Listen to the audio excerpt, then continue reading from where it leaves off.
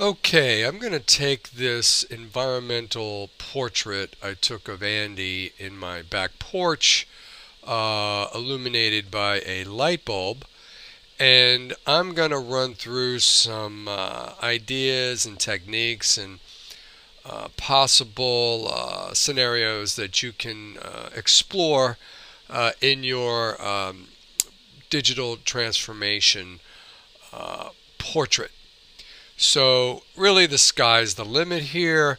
Essentially what you're going to do is take a portrait that you've already done, whether it's in the studio or on location, and you're going to transform it and enhance it using filters, using different tools and applications in Photoshop.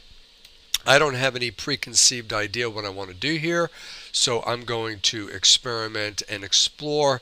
The first thing I am going to do is I'm going to crop this image a little bit.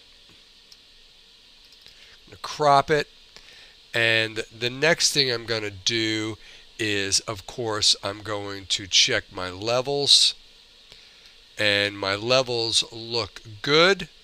So I'm going to go to filter, and essentially I'm just going to play with some filters and see what they will do as far as transforming this image to something that pleases me, because this is, I want to get something that I find intriguing and interesting. That's kind of neat. Colored pencil is actually, I kind of like that. Wow. Again, we're starting with a portrait. I think having a portrait that is lit well is going to be important, but I'm really liking what some of these filters are doing. Some I know for a fact are not going to work. I'm going to try palette knife. So essentially I want you to take an image and literally enhance it in Photoshop in some way. Actually, it's turning out that this is a pretty cool image to use to digitally transform in Photoshop. But I'm not really liking. I really like the colored pencil that I used initially, so I'm going to go back to that, and yeah, I kind of like that. There's something about it I like, and I like what it's doing to her hair. So I'm going to go ahead and hit OK. Wow. All right, that's cool, but I'm not going to stop with that. Now, from colored pencil, I'm going to crop it a little bit more. All right, and I'm going to build up the contrast. I'm going to build up the contrast, and then what I want to do is go to one of my favorite filters called Extrude, which I'm going to explode my daughter all over the Photoshop template. So I have to go to stylize, and extrude.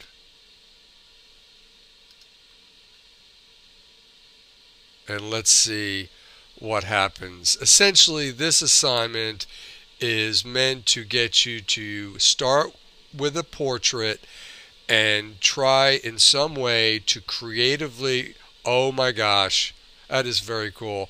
It's almost too much actually. So I'm going to back up, I'm going to undo that, and I'm going to go back to stylize, and instead I'm going to see what the trace contour, no, not going to, again, you're going to have to keep playing with this to see what essentially truly, I know for a fact certain ones are not going to work. You could try liquify. Liquify is a lot of fun. I have something in the back of my mind here that I'm trying to create. I'm going to try charcoal, and it's given me fit on screen, and I'm not liking it at all. Bas relief and graphic pen, and none of these are doing what I conceptualized. But wait a minute, there we go. I'm going to stay with that. I'm going to stay with that. And again, you can also do a variety of versions. From there, the last thing I'm going to do is I'm going to image adjust use saturation, and I'm going to play with the use saturation and really punch it up. Oh yeah, punch that up.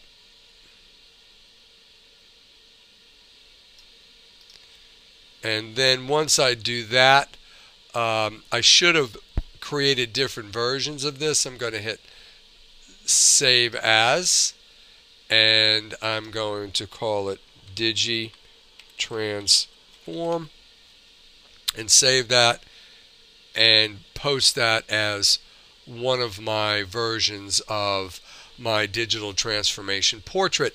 So I'd like you to do a series of these and kind of experiment and explore and see what you can come up with a unique, interesting portrait transformed in Photoshop.